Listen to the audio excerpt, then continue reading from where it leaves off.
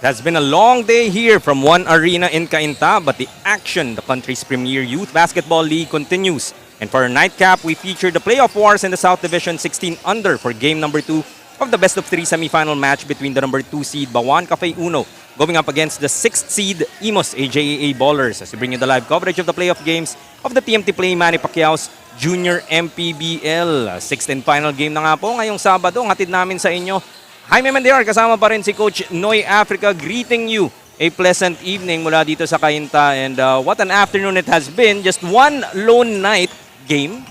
But we haven't said it often, Coach Noy, but a lower seed just might upset a higher seed in this particular series. That's right, as the number 6 seed, Imus, looking to sweep itong number 2 Bauan VS Imus here. So both teams have enough incentives to try and get this victory. And their previous game nga, no, it was a convincing one para dito sa Imus, really showing the number 2 seed that they're not gonna just fold over in this best of 3. Yeah, that's right. For Imus, they won game 1 86-72, and in that game they shot better from the field 52 to 40%. They were able to control the rebounds 42 to 31, and points in the paint 54 to 42, and second chance points for Imus also 27 to 10. So they've been able to control the inside, and let's see if they can continue that in this game too. And a couple of players that really played excellent for both teams. No? And despite that loss, unahin na natin sa Bauan VS Imus, Jamal Cedric Diaz with that 32-point outburst. That's right, he finished with 32 points, 8 rebounds, 2 assists, and 3 steals. But definitely, you know, he's going to produce these numbers. These are big games, and big game players will come to play. Naman tayo sa kabila, Imus AJAA Ballers would definitely rely once again on John Carl Gadlan. Gadlan has emerged as the leader of this team, and in game 1, he showed just that, finishing with 23 points, 9 rebounds, 5 assists, and 1 steal. And staying with these two players, dahil what is Junior MPBL without a marquee matchup? Of course, Jamal Cedric Diaz pa rin para sa Bauan, and for Imus naman, still John Carl Gadlan. Jamal Diaz, one of the leading scorers in the 16 and under division ng ating North Division. He averages 22.8 points per game, close to 7 rebounds, 3 assists, and nearly 2 steals per game, while John Carl Gadlan also does everything on the floor for Imus AJAA Ballers, averaging 14 points, 6.5 rebounds, 4.5 assists, and 3.6 steals per game. And these two will, at some point of the game, will be matched up against each other. And what a fitting way to end 6 games today. Huwag na nga nating patagalin pa. Let's head over to our venue announcer with our starting lineups.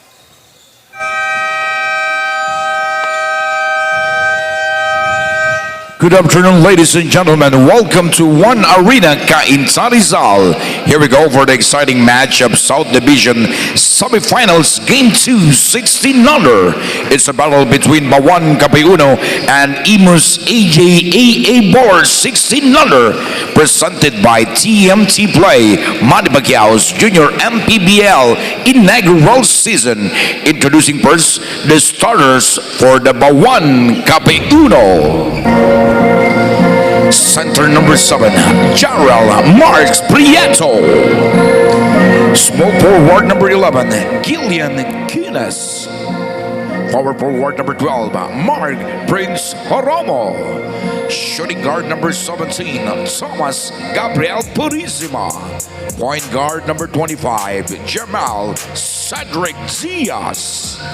The head coach of Bauan VS Imus 16 under, Coach Penny Lauriega. Assistant coaches Mag Bautista, Cain Malion, and Henry Montemayor. And now, it's time to meet the starters of your Imus AJAA Ballers 16 under. Point guard number 1, Dan Andre Inco. Shooting guard number 22, Kevin Bidalion. Small forward number 3, Manuel Ibarra. Power forward number 2, John Carl Gadlan. center number 29, Aaron Gabuna. The head coach of Imus AJAA Baller 16 under, Coach Robert Sanz. Assistant coaches Ron J. Enrile, Alvin Harabe, RG Derama, Alner Cruz, Tang Carino, Team Warner Ferdinand Jambo Litang, Team Warner Imus City Councilor Mark Anthony Villanueva, Doc Mike Bersosa, and Chris Meltilman. Manny Pacquiao's Junior MPBL Semifinals, ang liga ng bawat batang Pilipino. Rip off for the 6th and final game of our Hot Shot Saturday. Dito pa rin tayo sa TMT Play. Manny Pacquiao's Junior MPBL, ang liga ng bawat batang Pilipino. We'll finish our day off with this matchup between the Imus AJAA Ballers going up against the Bauan Cafe Uno. Nakauna na nga itong Imus, and they would look to secure their place in the division finals, kung saan ang Bauan Cafe Uno is standing in their way and would like to extend it to a do-or-die game number 3. And it's interesting here how Jamal Diaz is already in the starting lineup. During the eliminations, he has been coming off the bench. And just the gravity of the moment here. Game 2, with your season on the line, you go with your top players, and having Diaz and Kines on the floor right away for Bauan should spell wonders for them. While on the side of Imus, I don't think I've seen Jericho Abrantes even on the bench. You know, Abrantes has been, late in the season, was struggling with an injury. I think it was the hamstring. But in game 1, contributed well, 8 points, 11 rebounds, 3 assists, 2 steals, and 1 block, just doing everything for them. But that will be something that they will sorely miss here in this ball game. We're talking about it pre-game, that one of the teams that, despite that lower seed and a 6th seed at that, has an opportunity to upset one of the giants that we have here in the 16 under South Division. Talking about Bauan Cafe Uno. Pero Bauan ang nakauna dito. At the jumper won't go, but there to clean it up. No surprises here. Jamal Cedric Diaz starting off strong, giving us an early power move brought to us by Pound for Pound Fitness, the official fitness partner of the Junior MPBL. And in game 1, of course, we know that Diaz had a big game, 32 points, 8 rebounds. And also Gillian Kines had a big game, 24 points, 3 rebounds, 3 assists, and 5 steals. Problem was, not much else after that. And they're gonna need to find a third scorer if they're gonna try and take down the Imus AJAA Ballers. You may be able to get away with that in the elimination round, no? But in the playoffs, that third scorer badly needed in any series. As a start here para sa Bauan Cafe Uno, a dream start para sa kanila. Looking to extend this series nga to a deciding game number 3, 7-0 run. As Inko looks inside. Gabuna. Short stab. Gagana yan. First points para dito sa Imus, courtesy of Manuel Ibarra. And going to the side of Imus naman, John Carl Gadlan had an amazing game 1, finishing with 23 points, 9 rebounds, and 5 assists. And that's why we have Purisima here, shadowing him on the offensive side. As in full ball denial, they're trying to get him out of the ball game. And also for Imus in game 1, another revelation, Lawrence Jacobe, coming out of nowhere, finishing with 19 big points. And that's coming off the bench. As a technical seems to be called by our officials here.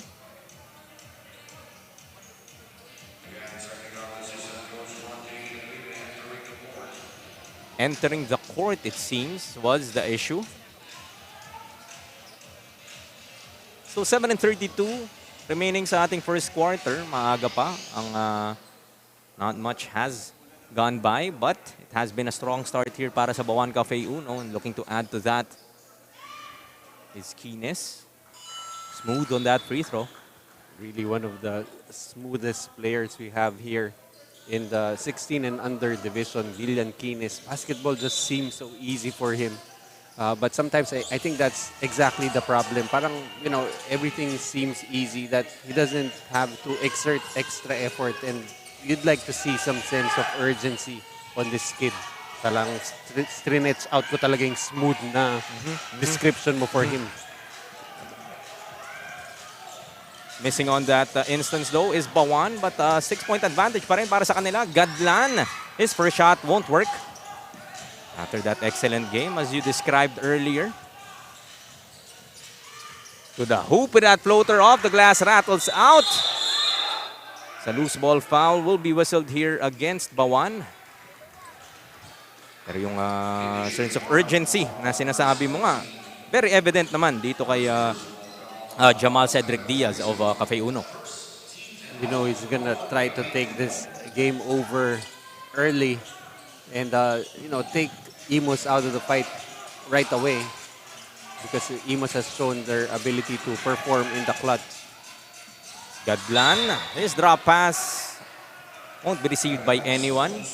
Ball goes back dito to the white shirts. So let's see how Gadlan will respond to this pressure being shown on him, being denied the basketball by Bauan. Nice strong attack there from Gillian Quines. So sabi mo nga, naghahanap ka ng parang extra something dito kay Gillian Quines. And everybody from Cafe Uno seems to have gotten the memo. This is possibly their last game if binigay pa nga nila. There's a big block there. Quines once again will lose that basketball, but the ball will stay here with Bauan. Very talented, do-it-all wing guy for Coach Penny Loriaga of Bauan Cafe Uno. Gillian Quines, the partner, the sidekick of Jamal Diaz. 1-2 punch nga para sa Bauan. He will try from outside. That's off. Inko tracks it down. He will run it para sa AJA Ballers. Pulling up from the K. Gets his first basket. Dan Inko. Kyrie Irving play alike. Kala ko na mispronounce mo lang yung Kalye Irving. That I've been trying to stop referring to him as Kyrie Irving. This has shown that he is a legitimate basketball player because, you know, you got huge sensations showing off their tremendous ball handles. But, you know, it doesn't necessarily translate on the basketball court in a 5-on-5 setting. As you see, Jamal Diaz. I was trying to talk about Dan Inko, Mr. Diaz. But nevertheless, Jamal Diaz, of course, one of the better scorers that we have here. Inko has it once again. Hands it off to Gadlan. That reach will be whistled here against Thomas Purisima. Sabi mo, siya ang naatasan dito to try and keep Gadlan in check, avoiding that similar output that he had in that Game 1 victory of Imus. The timeout will be whistled here para sa AJA Ballers, trailing by 8-12 to 4 with still 4:22 remaining sa ating first period.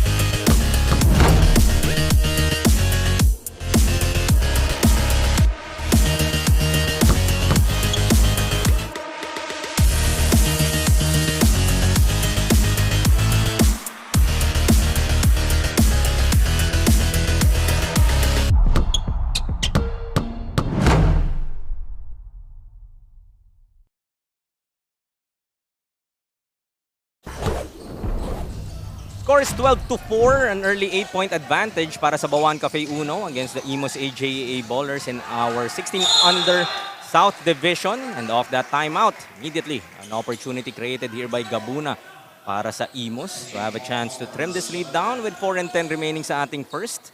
Meanwhile, would like to again greet Fernando Reese all the way from Dubai, watching ang ating junior MPBL. Really appreciate you sticking with us our previous ball game. Hope you enjoyed that one, and even better matchup that you're watching here between Bauan and Imus. And we also have Mavi of Immortals Ultron. Thank you for watching us tonight, and hope you also stick with us in 6 games tomorrow in Inares Center of Antipolo. Senator Manny Pacquiao, of course, and Team Pacquiao in Forbes. Dami natin talaga supporters dito, no? Maapaw ang suporta na meron tayo dito sa Junior MPBL. Well, I'm really looking forward to, getting to meet personally ang ating Senador Manny Pacquiao. We've seen him during the opening, and we're all really excited to see more of the Senator. As Inco, foot race, 9 times out of 10, Dan Inco would win that, chopping this lead down to 5-12 to 7. So if you're Imus, you've already taken the best punch. Itong Bauan Cafe Uno with Diaz and Kines already in the ball game. So it's really a matter of getting that second win, and you still have weapons on your bench that you can go to, and you've been able to hang around with the Bauan Cafe Uno squad. Trying to address nga the absence then of Jericho Abrantes, as we pointed out earlier. Looking for that production from elsewhere as Gadlan tries from the corner.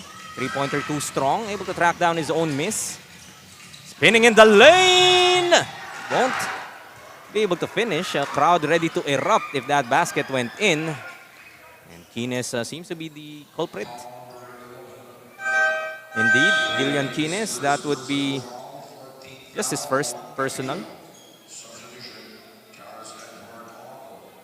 And you can see here, Gadlan, I think he's very happy to not have Purisima on the floor. Has been more aggressive on the past few plays, finding ways to be able to contribute to the team, as Jamal Diaz will get some rest here. I wouldn't have been surprised if Kines and Diaz, if they played the full 40 minutes here. Wala nang bukas para sa Bauan. If they are to lose this ball game, that would be it for their junior MPBL season. While Imus would also not want to keep a door open here for Bauan Cafe Uno and take it to a deciding game number 3. Oh, definitely. If you're Imus, you don't want to have to contend with Diaz and Kines in a game 3. These two might just drop 30 points each. Gadlan will fly through the lane, gets his first 2 of this ball game. As Bauan naman ang mapapatawag ng timeout dito. Now just leading by 3, 12 to 9. 2:20 remaining sa ating first.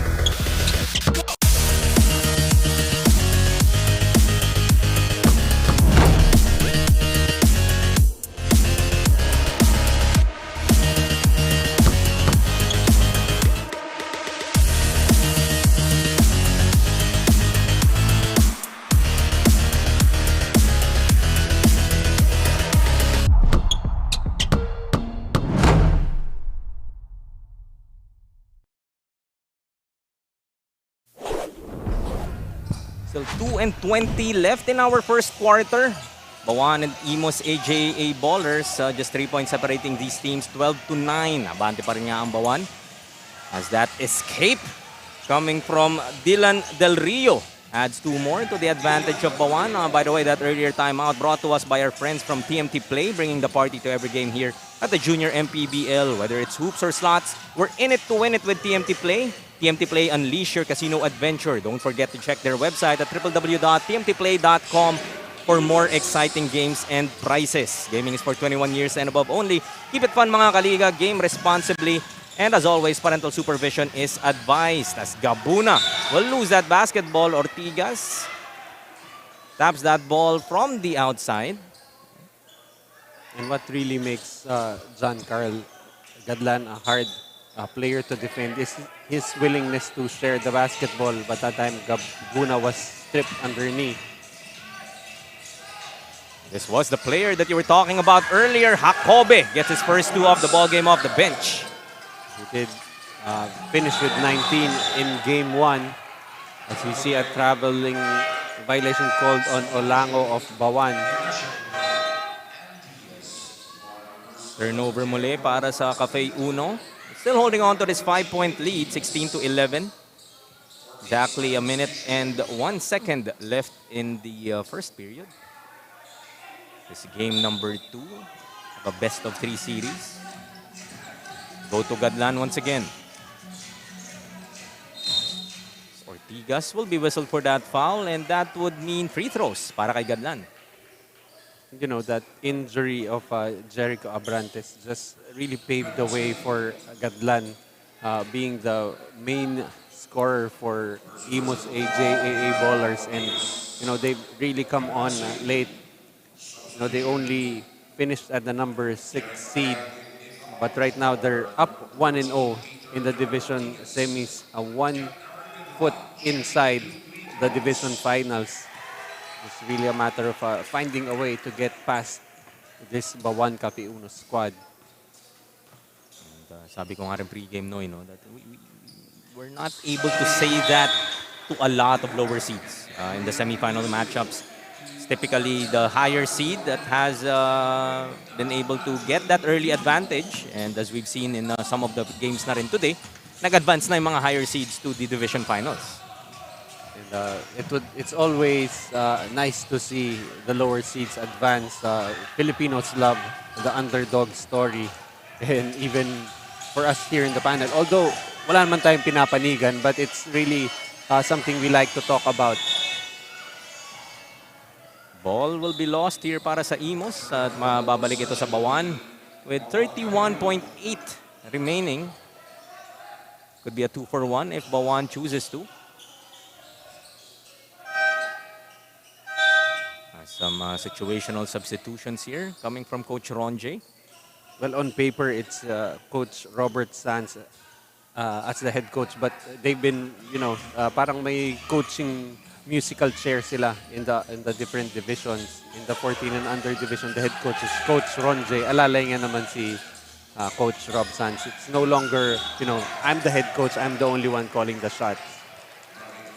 As Bauan will be called for that foul, and as mentioned earlier, penalty na. Itong Bauan, Del Rio giving up that foul away from the basket. This time it's Jacobe will have an opportunity to add to his tally and build on that game 1 performance. One of the reasons nga we were able to steal one from the Bauan Cafe Uno squad. And Lawrence Jacobe, you know, he said we've had I don't know what the right word is, but some issues early on. But you can see how he has already responded to that thing, and that's been really a vital cog in the Imus team. 3-pointer, that's off. Another opportunity here for the blue shirts. Villasilio won't be able to get that basket. But the AJA Ballers have inched closer. Now just a 2-point lead para sa Bauan Cafe Uno, 16-14 at the end of our first. We look at our TMT play move off the game. This was Gadlan flying through the lane. Talaga naman yung athleticism of Gadlan in full display for our TMT play move off the game.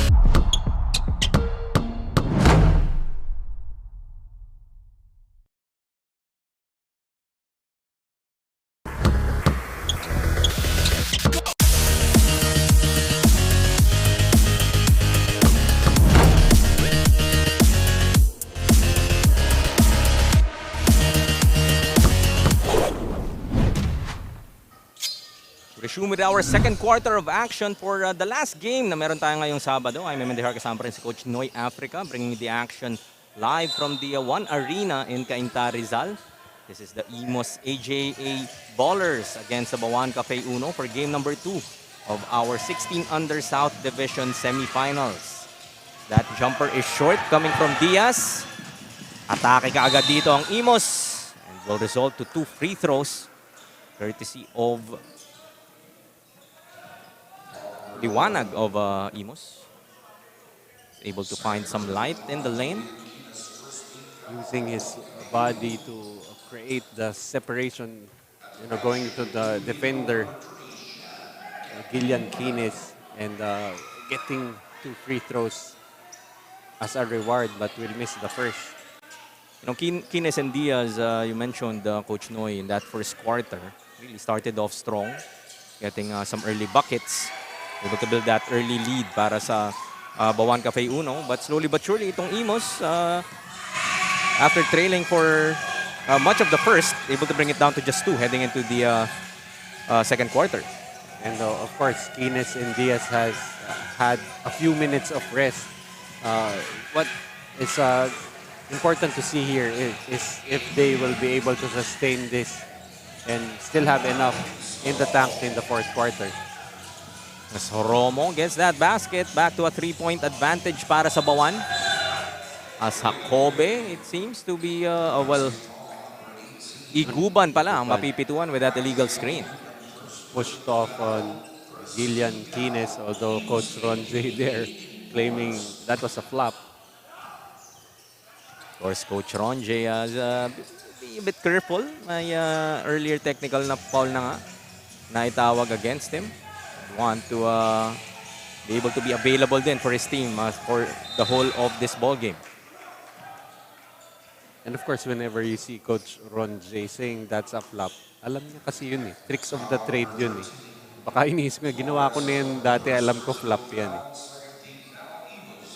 And this, isipin mo, 16 under to, Coach, no? Pero mauutak na rin yung mga players na. Oo. Na-develop na rin nila yung part ng laro nila na yan. Bauan comes up with it. Another opportunity for them. But thrown away. Jacobe against Kines.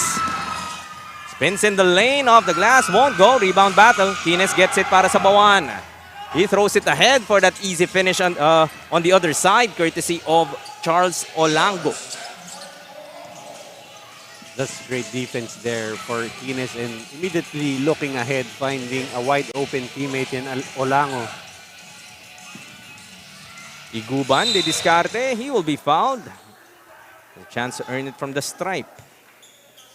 Kita mo din naman yung diskarte nito ni Iguban, no? Talagang namimingwit na lang. No?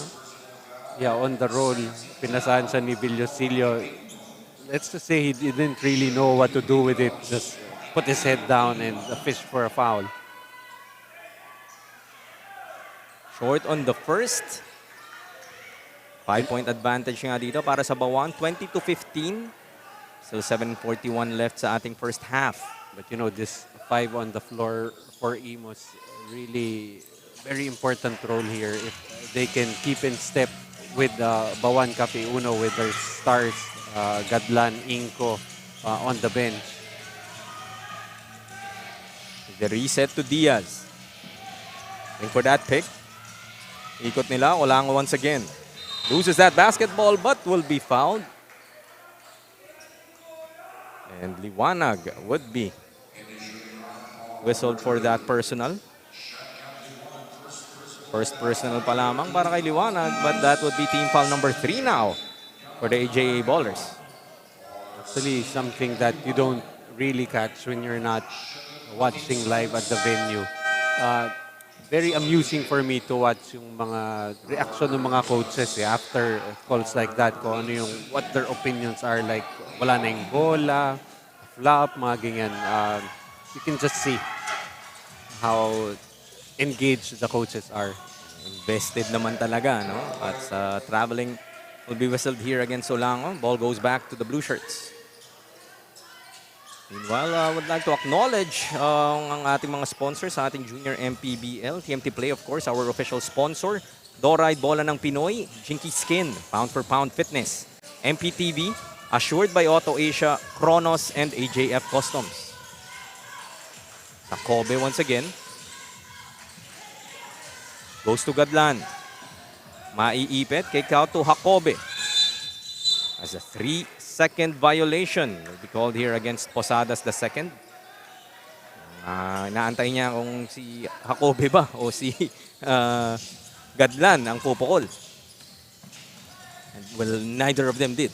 Yeah, that's right. And again, yun nga, we can already see Gadlan back on the floor and Inko about to check in. As Diaz, nice find there to Mark Horomo. Very important yung mga players na to, Olango, Horomo, even Del Rio, being able to finish those setups by both Diaz and Quines. You know, it doesn't have to be particularly a third scorer, but, you know, it has to be scoring by committee. You try to replicate what a third scorer would be producing. And if it takes like 4 points from 5 different players, that's essentially the same thing. Every time nga na magkaroon ka ng ganong klaseng opportunity na hindi mo rin naman sasayangin despite the offense not really running through several other players. As ball will be lost, babalik ang bola dito sa Imus. Fortunate para dun kay Jarel Prieto using that basketball. Maybe thinking to, pwede rin siya umangat even without that basketball yet secured. What's nice there was the reaction of Jamal Diaz. Even if Prieto turned the ball over, he was the one apologizing to Prieto, and that's how leaders are. As Inko and Ortigas figuring on that battle, but Ortigas will be whistled with his second personal. That would put Bauan at the limit. Still 4:40 remaining sa ating first half. Naunahan pa nga nitong Bauan. To the limit ang Imus as Diaz comes up with that steal and gets an easy 2 on the other end. Extending this lead now to 9, 24-15. Well, if you look at the build of Jamal Diaz, he looks top-heavy. Pero, you know, when he turns on those afterburners, much like Andre Inko on that play, you'll be surprised with the athleticism and speed that he has. Ginawi ni Dan Inko, Noy, na nung pinag-uusapan natin siya, pinutol ka ni Jamal Diaz. So binaliktad nga naman. Tama ng hype mo kay Jamal Diaz. Nakita mo, kakascore ko lang. Pinaliwa ko pa. Nakikinig talaga to sa atin, itong mga to. May secret na way for them to listen. But you know, Dan Inko, into your point earlier, no, a lot of YouTube sensations may not necessarily translate their game into a 5-on-5 setup or organized basketball at that. No? But when it comes to Dan Inko, alam mo talagang may pedigree din talaga and could actually insert himself into a team and be able to control yung kanyang street ball style of playing and still be effective for the AJA ballers. But you know, we've seen a lot of street ball legends. Case in point, the Professor. Diba? He didn't really have much success in an organized ball setting. But of course, there are the outliers like Rafer, Skip to Mailu, Alston. So let's see what kind of player Dan Inko will become. But I feel like he has the smarts to thrive in an organized 5-on-5 setting. Diaz comes up with it and will run it para sa Bauan.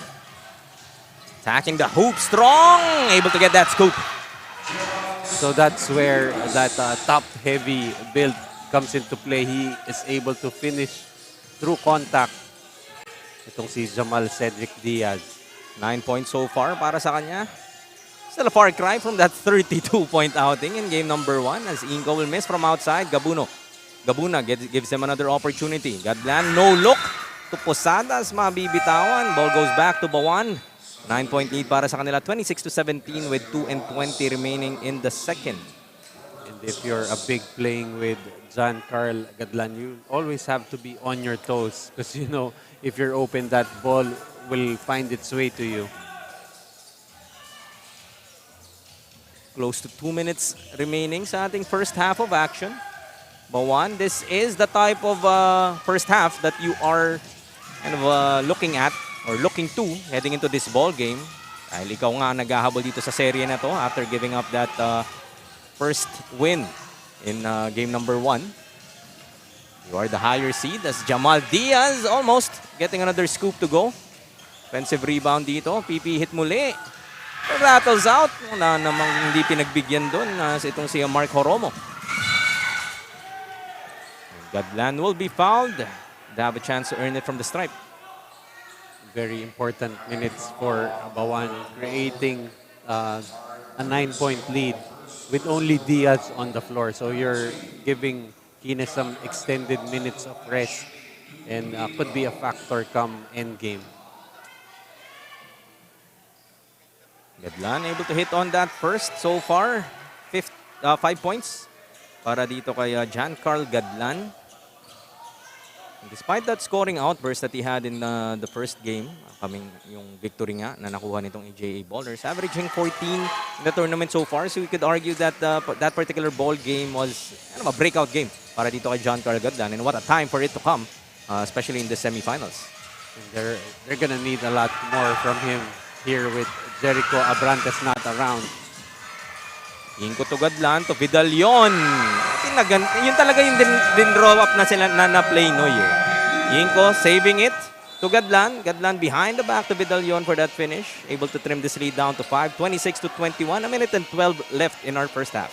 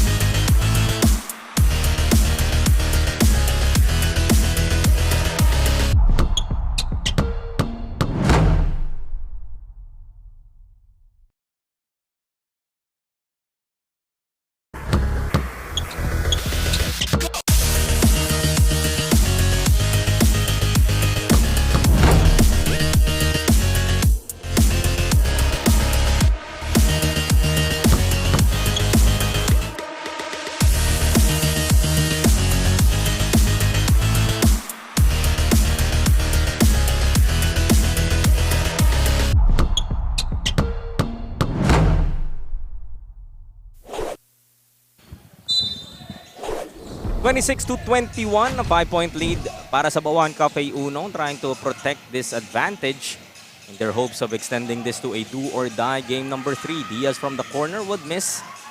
Exactly a minute remaining sa ating first half of action. That pass will be a track down, but Vidalion gets it back for the blue shirts. Blocked inside from Prieto. Under try, Inco. Make sure this time.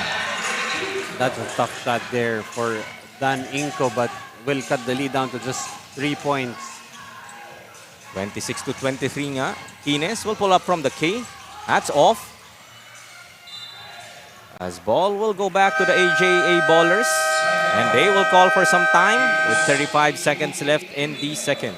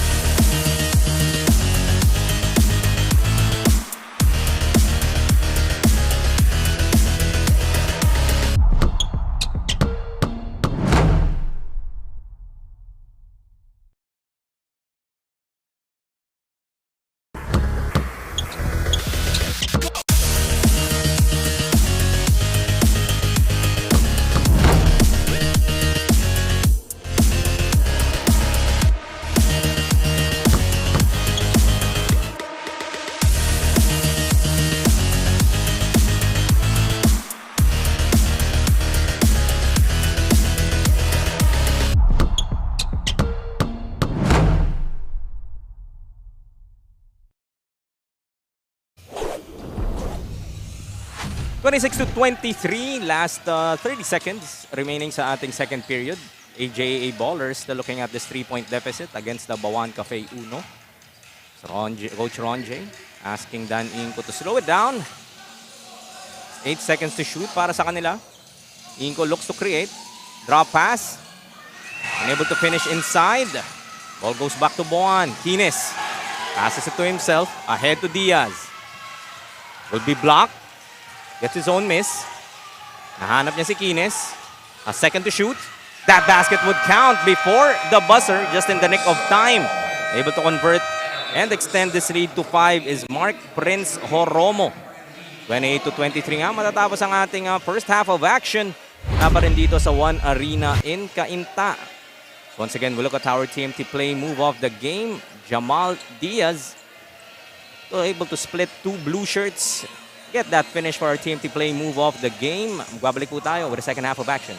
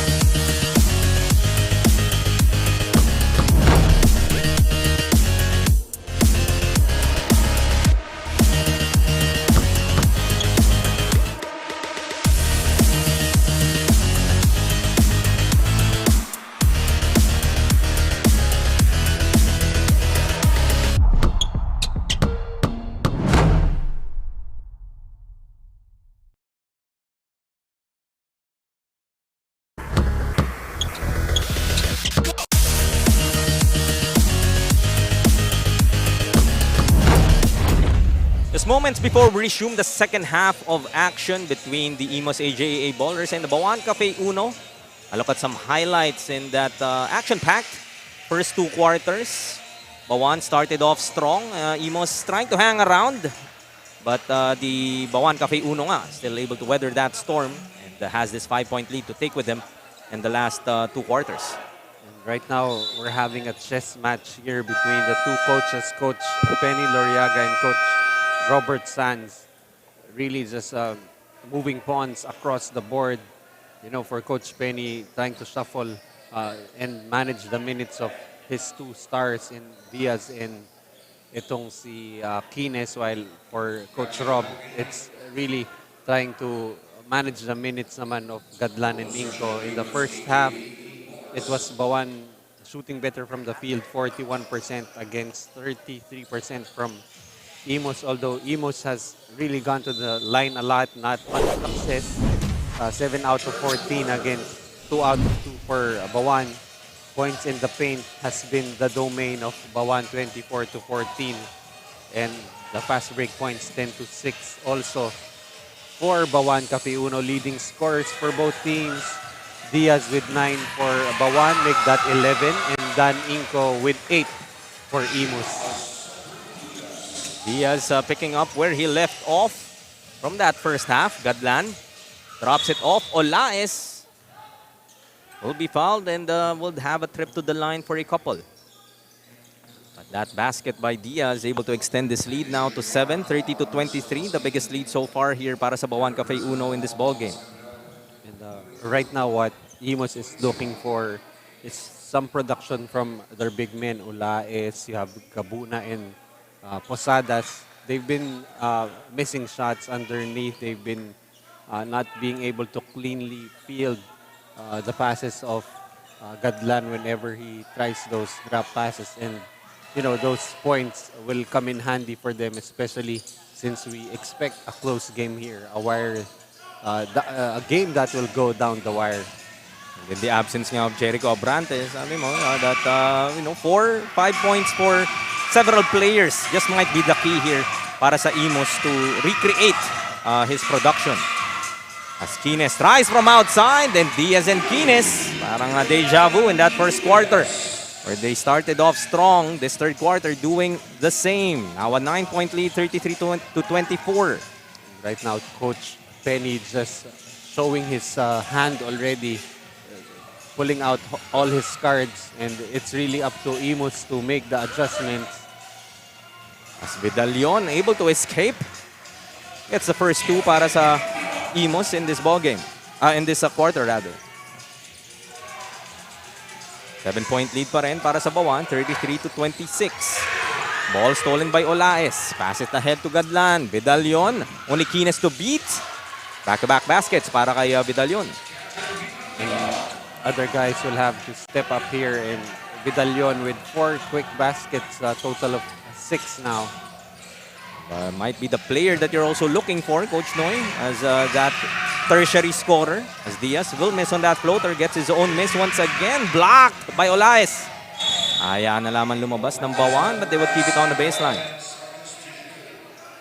Well, if guys like Olaes cannot contribute on the offensive end, these stops, these blocks will really be needed come the end game. 3-pointer, a bit too strong para kay Purisima. Gadlan has a 3-on-1. Behind the back once again to Daninko, blocked. It's a big block coming from Dylan Del Rio. Gadlan susubok. Hanging in the lane, gets another 2. It's not only the hanging but the adjustment in mid-air for John Carl Gadlan. I thought he was definitely going to get blocked there. 8 points so far para kay John Carl Gadlan to go with 5 boards. More importantly, bring this lead down to 3 once again, 33-30. Wide open for 3, Purisima. Ayaw dun sa kanyang pwesto na yun. Comes up with a steal. Takes it inside this time. Gets his first 2 of the, that's 4th point of the game. Right now, Purisima is the man tasked on trying to stop John Carl Gadlan. But if you can get some points off him, will definitely be a bonus for Bauan Cafe Uno. As Inko gets it inside to Olaes. One dribble pull-up. That will work. As hanging in there are the Imus AJA ballers. 35-32. Just a 3-point lead as Bauan called for some time.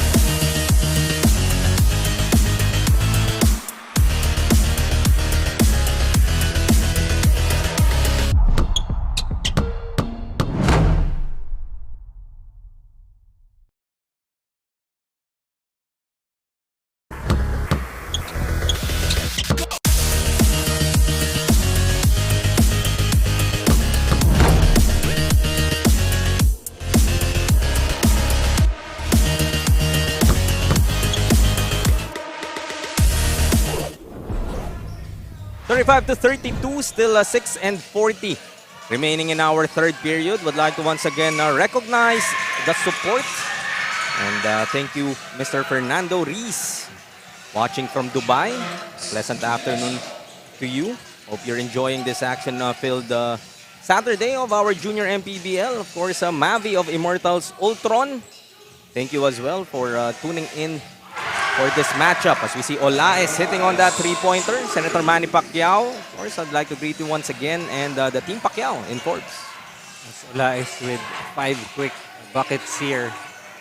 Just might be that spark that Imus will lead us down to just 2 points. Sa Inco gives up that foul. Just a first team foul para sa AJA Ballers. May common team ako nakikita dito, Noy, that Kines and Diaz will create some separation. Yeah, at the start of every quarter. Then Imus AJA Ballers would make sure na, teka lang, hindi namin nahayaan na bumitaw kayo uli. And just like that, Kines gets another 2-pointer. Very complete offensive player itong si Gillian Kines. Earlier showed that he can shoot from the 3-point area. Now a mid-range pull-up. Kines momentarily loses that basketball. They would reset. The 3-pointer that would go para dito kay Olango. And these baskets coming from unexpected sources could mean could already affect, could probably decide who will win this ball game. And right now, you got guys like Olango, you got guys like Olaes hitting from the outside for both teams. Ola. Gadlan kicks it out. Corner 3. Hindi mababawi ng Imus. Ines will run it once again for Bauan. Woo! Unable to finish though. Still a beautiful layup. Nevertheless, Inco will run it para sa AJA Ballers. Basang-basa ni Kines yung gustong gawin ni Inco ron. Lumok away. Alam niya na it's coming. Diaz now. Ikot nila to Olango for another 3. Short this time. Rebound, tap to Diaz. Pull-up jumper, too strong.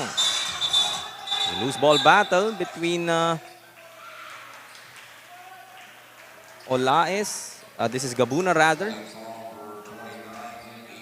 And Horomo. Yeah, Horomo has been involved in some loose ball possessions here. Just really showing a lot of energy. That time, caught ito si Gabuna holding on to Horomo. Kinall out din naman ni Horomo na sinabi sa officials. Tama na, hinila nga naman ang kanyang jersey. Inco pulling up. Masyadong malakas, but ball will be retained by the AJA Ballers. 14 to shoot para sa kanila. Trailing by 7, 42 to 35. There's 3:38 left in our third period. If you are Imus, you would like to continue on that trend. That you keep within striking distance of Bauan Cafe Uno. And possibly put yourself in a position to steal it heading into the end game.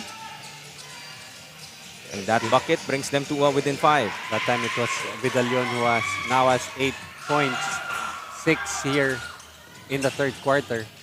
Siya ang parang naging magic bunot dito, no? Para sa Imus. It's not Gadlan. It hasn't been Inco. It's not that hasn't been Jacobe. For this quarter, keeping them close is Vidalion. Ball goes back to Bauan. And Bauan has been able to contain John Carl Gadlan only with 8 points. And we say contained kasi nga talagang nagalimaw dun sa kanilang Game 1 victory. Olango from outside.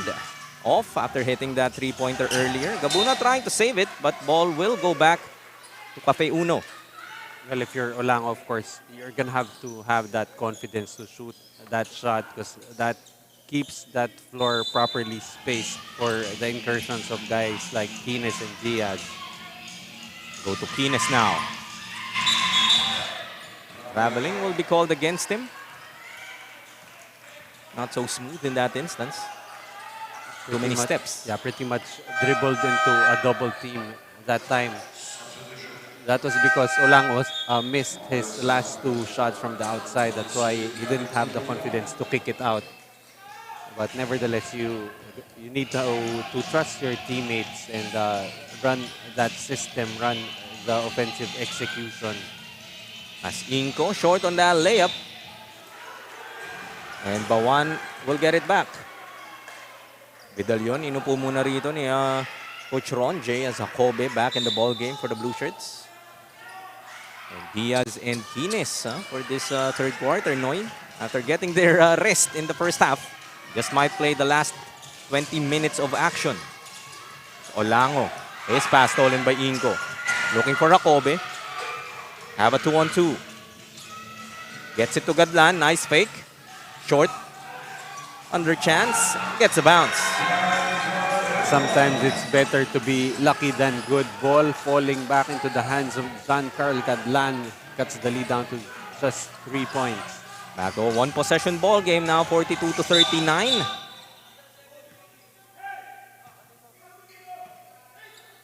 A minute and 2 left in our third, and our officials seem to have spotted blood dito kay Prieto. And as always, has to be attended to.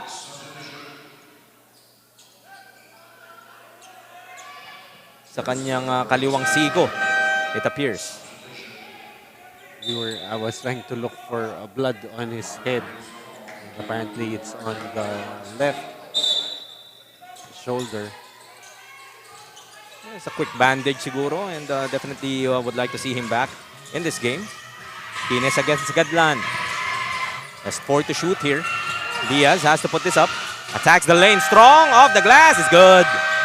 Right in the nick of time for Jamal Diaz. Nolasco, sinusubukan bumawi kaagad, but that time will be called for that offensive foul. Babalik ang bola muli sa Bauan. 44-39. 43.6 left in our third period. So Bauan, no?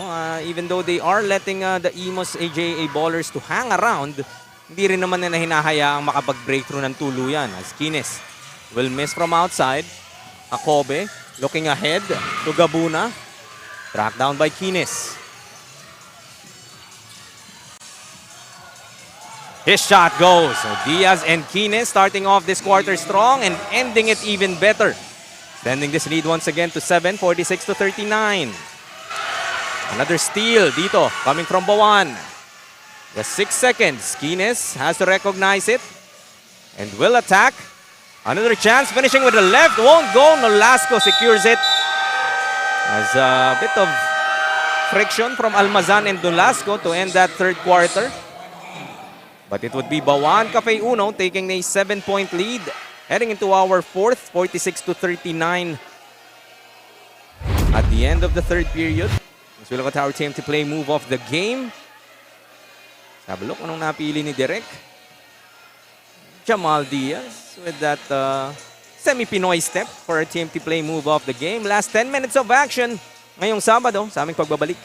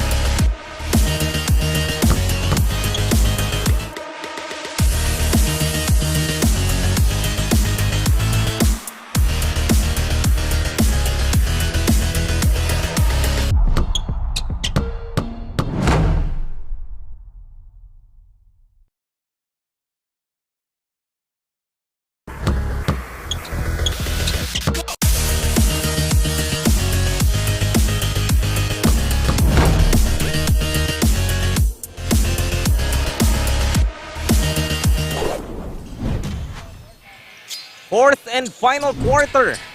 Last 10 minutes of action nga between the Bauan Cafe Uno and the Imus AJA ballers sa ating 16 under South Division. As always, Kines, beginning of the quarter, would able to get that basket, extending this lead back to 9, 48-39. In favor pa rin ng Bauan Cafe Uno. Will be whistled for their first foul in this quarter. or the white shirts, and looking good in terms of extending this series to a deciding game number 3. Yeah, that's right. And, with the degree of difficulty of shots being taken here by Diaz and Kines, you can really see the sense of urgency for these two guys.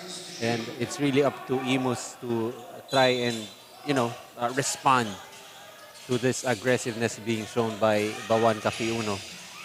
Kobe flying through the lane. That won't go. Another opportunity created by Vidalion. Had that great third quarter to keep Imus in it. Nolasco, his finger roll, way short.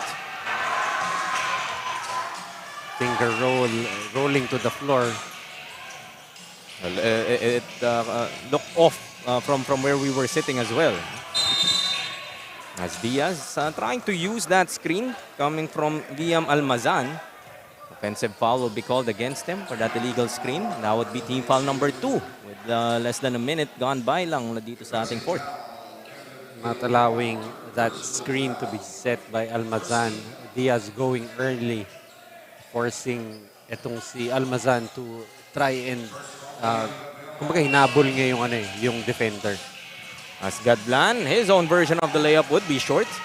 Pass ahead to Diaz. Blue shirts immediately back. Too deep para kay Jamal Diaz.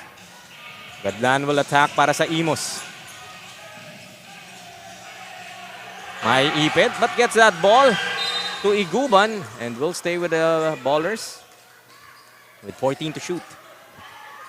You like how both teams have gone back in transition very well, especially on the defensive side, stopping 2 fast break opportunities for either side. Gadlan, a bit too strong. Iguban, another offensive rebound. Vidalion will try. Masyado ring malakas. So, anong outside shooting dito ng Imus? A bit cold to begin this fourth. Actually, both teams have really struggled from the outside, from the perimeter. And so far, Bauan has been able to still build this 9-point lead with 8 and 25 remaining. Kines gets that board, but Giancarl Gadlan almost coming up with that steal. That foul earlier by Kines, more than the third team foul para sa Bauan. That is now 4 personal fouls for Jillian Kines. Has to be careful. Alam naman natin that the focal point of offense for Bauan would be coming from Diaz and Kines. Actually, Kines is more of the facilitator than Jamal Diaz, so they cannot afford to lose Jillian Kines. Olango, baseline jumper won't work. Kines comes up with another steal. Diaz, Olango once again, hanging in the lane. Getting that finish over Gadlan. On the other end, Iguban immediately answering. And right now, if you're Bauan, you wouldn't mind trading baskets with Imus with this 9-point lead. Pull up from Diaz. Tough shot. And that's not something that you see a lot. Players being confident with pull-up mid-range jumpers. Nolasco, ang kanyang hop step would be whistled for a traveling violation. Turnover dito para sa Imus. Ball goes back to Cafe Uno. So whenever the JA ballers try to get some momentum their way, the Diaz-Kines combo, really able to stop it by themselves. That's right, just timely hits. Almost getting that bounce was Diaz. Olango with offensive board. Able to finish, but will be able to get that foul from Nolasco. Will head to the line for a couple. You see here the coaching staff of Bauan not minding that logo 3 coming from Jamal Diaz. I think more than anyone on the floor, he probably earned the right to shoot wherever he wants to with the amount of work that he has done in this ball game. But it's also a chess game for Jamal Diaz. If he were able to hit that outside shot, that lane will open up a lot more for him. Olango able to hit on a couple of free throws. 9 points so far para sa kanya. And I know you were looking for also a third scorer para sa Bauan Cafe Uno heading into this ball game dahil in that game 1 loss. Yes, 32 points nga si Jamal Diaz. Yes, Kines also had his own, 24. but nobody else was able to contribute some decent margins, and they lost by 12. So Charles Edward Olango kind of rising to the challenge of Noy Africa. Inko floats it up. Will get that bounce. Back to an 11-point lead now, 54-43. Inco will be the second player for Imus to hit double digits, but they're still down by double digits at 11. Ines will try from outside. Another 3-ball para sa Bauan. Talagang creating even more cushion. Looking to really provide a definitive victory heading into that deciding game number 3, itong Bauan. Whenever they need baskets, they just go to either Diaz or Kines, who have just made some timely hits. Ines once again, 2 dribbles in, pulling up. He's feeling it. Gillian Kines extend this now to the biggest lead of the ball game para sa Bauan. 16-point advantage, 59-43. Timeout nga dito ang Imus.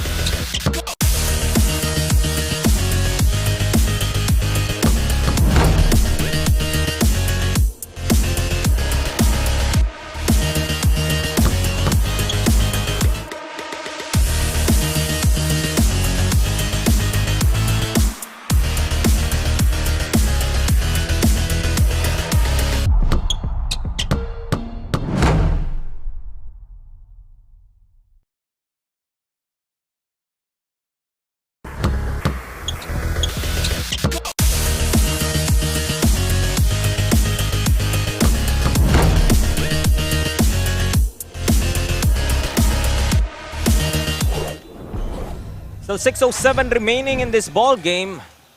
But Bauan Cafe Uno has broke this game open in the 4th quarter, building the 16-point advantage against the Imus AJA Ballers. And that sense of urgency you're looking for, Coach Noy, for the guys in white. Really showing exactly that in position to extend this series to a deciding game number 3. And it has really been shown by their 2 leaders, Diaz and Kines. Really trying to lead by example here. As Diaz will lose that basketball, turns it over back to Imus. Mahaba pa to, no? 5:37 left for the Blue Shirts to make one final run. For their chance to punch their ticket naman sa Division Finals. Inko pulling up. Gets that basket to go. Ano naman si Inko, no? Not just the razzle-dazzle that he's known for. That outside shot working for him so far. You see 2 guys here, actually 3 excellent mid-range shooters. You have Diaz and Kines and Inco on the other side for Imus. Diaz, his pull-up. That's off. Medallion tracks it down. Halfway through our 4th quarter. Inco once again. No gadlan para sa AJA Ballers. Inco. That would hit the side of the board. Bauan looks to slow it down, try to milk as much clock as they could. Still leading by 14, 59-45. Kines attacks the lane, scoops it up, off. Prieto gives him another opportunity, goes to Olango. His spin, stolen by Inco. And will be fouled from behind here by Prieto. That would be team foul number 4, putting Bauan at the limit. That was actually a good foul there for Prieto. Jacobe, I believe, was already alone in the front court.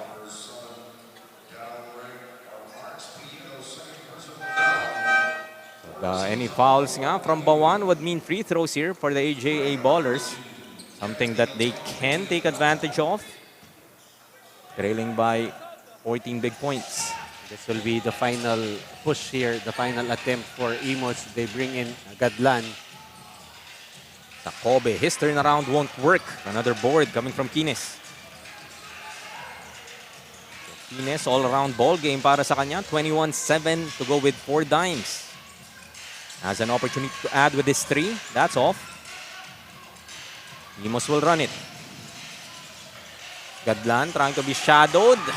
Gives the ball away. Not that kind of night dito para kaya Giancarlo Gadlan. And really itong Bauan, I think the game plan was to contain Giancarlo Gadlan and not have Imus get into an offensive flow, which usually starts with Gadlan handling the basketball. Laki nga ng skinner ni Giancarlo Gadlan and carrying his team to that Game 1 victory. But so far in this ball game, not his usual self, I would say, especially coming off that performance only with 10.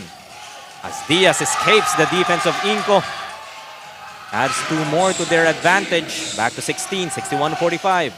And you like how there's no animosity between the players here. Right after Diaz made the basket through contact from Inco, immediately giving a low 5. As Inco unable to finish on that attack, gets another opportunity, drops it off. A bit too strong there para kay Gabuna. The field goal shooting here for Imus has deserted them in the second half. Ang sabi ko nga ang tema kanina, Noy, di ba? Yes, Bauan would start off their quarter strong. But Imus would always find that response. Pero yung responded dito, particularly in this fourth quarter, has not been the same in the previous 3. As Olango adds 2 more. Now an 18-point lead, 63-45, with 2:40 remaining in this game.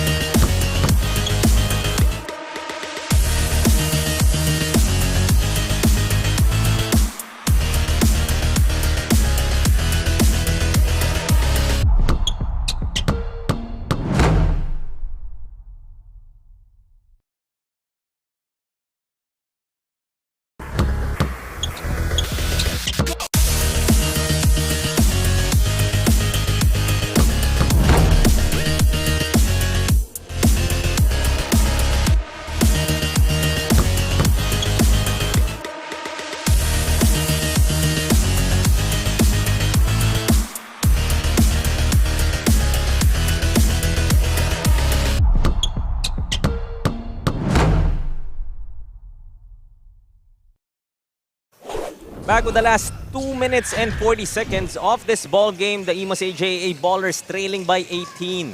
63-45 against the Bauan Cafe Uno in this game number 2 of our 16 under South Division semifinals. As Kines comes up with another steal. Look at that move. Talaga naman, the oohs and ahs coming from the Bauan Cafe Uno crowd. Really putting a stamp to this ball game for Bauan, and they are on their way, looking good to extend the series to a deciding game number 3. Well, they did come out right at the opening buzzer, showing that sense of urgency that we've been talking about over and over in this ball game, and that has really, that strong start has been the foundation of their game-long brilliance. Parang sila pa yung nangpagod sa Imus, and they made their move here in the fourth quarter. So far has outscored itong Imus by 12 points. And if you're Imus naman, I mean, that's exactly why you want to win game 1. You create a margin of error, especially against a powerhouse team like Bauan Cafe Uno, and you get another opportunity. Odds are not really going to be in their favor, especially with Diaz and Kines. All bets are off na yan sa pag best of 3, game number 3 in a do or die matchup. 65-47 nga ating score. A minute and 42 still remaining in this game.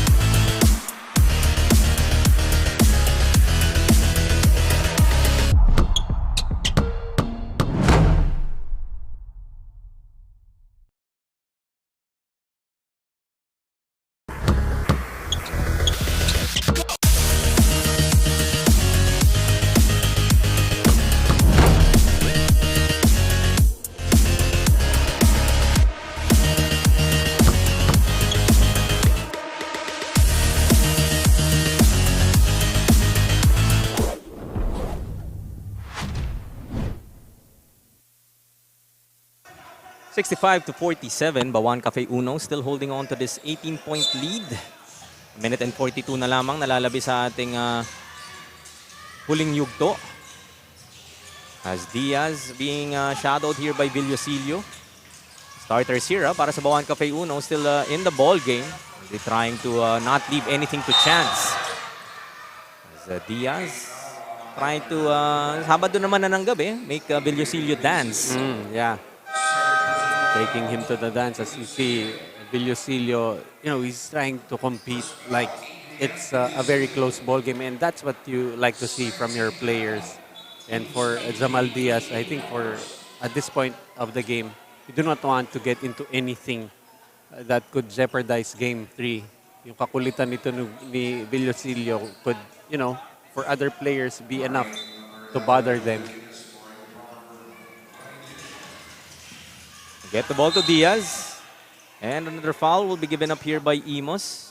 That's the third team foul here para sa AJA Ballers. Still a foul to give para sa kanila. Right now for Imus, they're trying to look for something that they can bring into Game 3. A couple of stops here, maybe try some strategies here that they could use in Game 3. Like maybe putting a full denial on Kines or Diaz. Really a tough job to do, but someone will, they probably have to make some defensive game plan to try and stop these two. Is it a matter of Noy? Just looking ahead to game number 3. It seems to be inevitable now with the 20-point advantage and a little over a minute left. Pag naka-shutdown ka ba ng isa dun sa Kines and Diaz, that would make it a higher probability of you winning, or gumana na din naman nila sa first game. Di ba? Hindi mo naman sila totally na shutdown. 32 nga yung ginawa ni Jamal Diaz. And just not allowing the others to produce. Or it could be your offense as well. Talking about the AJA Ballers. Kasi Gadlan talagang limited to just 10 points after scoring that monster game in the first game. Well, it's really a matter of what defensive game plan they try to put in. But right now we have a timeout here and we will be right back.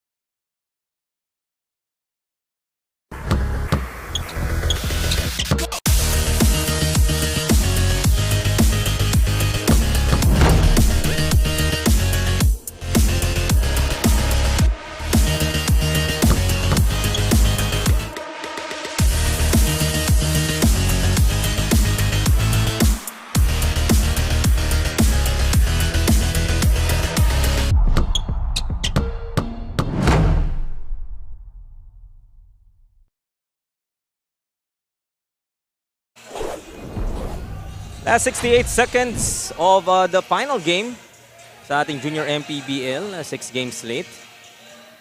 And the Bauan Cafe Uno squad looking good and on their way to extending the series to a deciding game number 3 against the Imus AJA Ballers.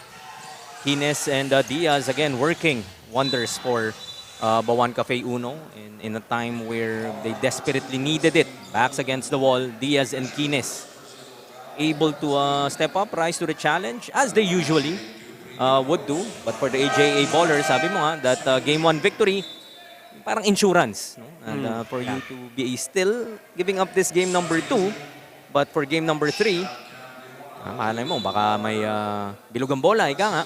Yes, you are the 6th seed going up against the 2nd seed.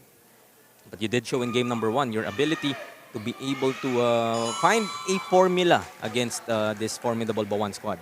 Well, if you're Bauan Cafe Uno, I mean, they do have the momentum going into game 3, but still, you have to be wary of the fact that this is a number 6 seed. They're not supposed to be in the division semis. They're not supposed to be in contention for a division final slot, and yet they are here. So this team has nothing to lose.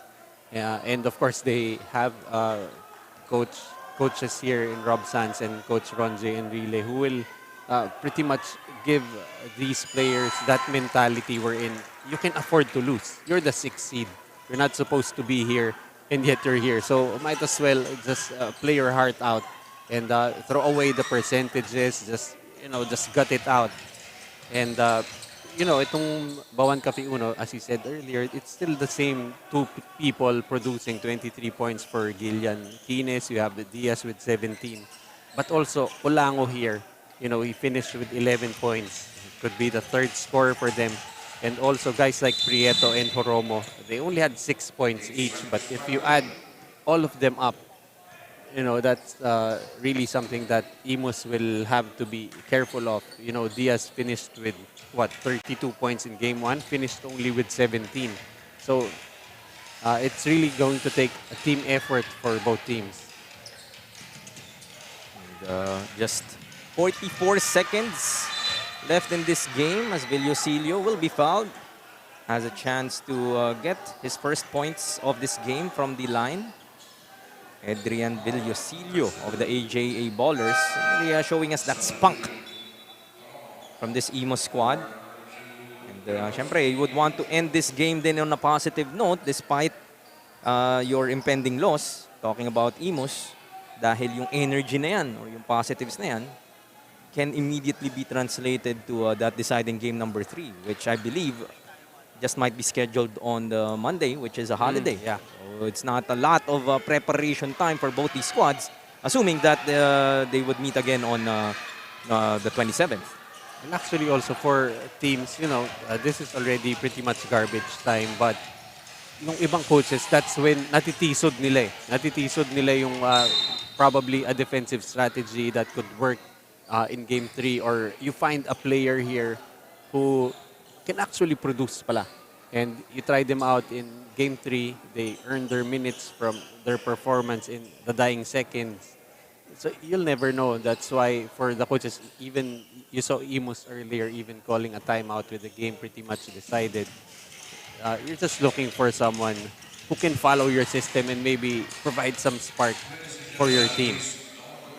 So foul will be given up here by Bauan. That would mean free throws. Maaga nga na penalty itong Cafe Uno in the 4th quarter.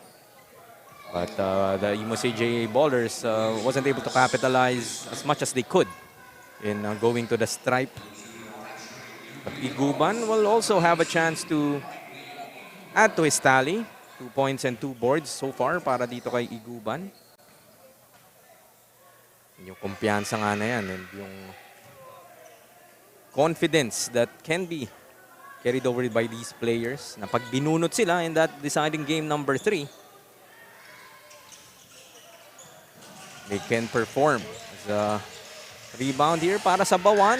Could hold for paubusin na lamang ang oras, but Magnaye will be denied inside. Last 13.9 seconds. Bauan just look to milk all of this clock. But traveling will be whistled pa rin dito against Magnaye, and Imus would probably have the last possession of this ball game. 67-49, an 18-point lead pa rin para sa Bauan Cafe Uno, and they are gonna be extending this series to a deciding game number 3. Mission accomplished para sa kanila in this second game of this best of 3. Tied at 1 apace. The very exciting game number 3 between these two squads sa ating 16 under South Division. We'll be looking forward for that. Likely, hatid sa inyo ng Junior MPBL on Monday. So our final score would be 67-51 in favor nga of Bauan Cafe Uno as we look at our team to play move of the game. Let's have a look at ano yung napili. Oh, this was this razzle-dazzle move coming from Jillian Kines. And with a 2 small celebration to cap off his tremendous performance in this game. Really one of the keys in allowing Bauan to extend this to game number 3. For Imus back to the drawing board, you have shown that you can find the right formula to defeat itong second seed Bauan Cafe Uno squad. Look to do the same in game number 3. Meanwhile, punta tayo kay Coach Noy Africa, who is with our TMT Play Best Player of the Game. We're here with the TMT Play Player of the Game, Gillian Kines, finishing with 23 points, 7 rebounds, 5 assists, and 7 steals. So Gillian, you did lose in Game 1. What were the adjustments you needed to make here in Game 2 for you to force that Game 3? In-adjust lang po yung offense namin sa zone defense nila. Saka yung mga sinabi din na bagong play ni Coach sa amin, yun lang naman. Just an excellent performance coming from you. 5 assists, 7 steals. So, dahil dyan, we're giving you an opportunity para batiin yung mga sumusuporta sa'yo. Shoutout sa mga sponsors ng Bauan, sa family ko, saka tayo kay Lord, saka sa mga teammates ko, saka kay Louie Rosales. Okay, so there you have it. The TMT Play Player of the Game. Back to you, Jaime. Salamat muli, courtside reporter Noy, for that interview. And Jillian Kines, congratulations for being our team to play best player of the game. Able to build on that performance from game number 1 and extending this to a deciding game number 3 between Bauan and Imus. Something to look forward to for our junior MPBL fans. And that would be a wrap for the 6th and final game this Saturday. Magkita-kita po tayo ulit bukas for another set of playoff games. 6 po ulit ang hatid sa inyo ng ating junior MPBL. Magpapaalam na po kami ni Coach Noy Africa. This has been Jaime Mendihar and this has been your junior MPBL, ang liga ng bawat batang Pilipino.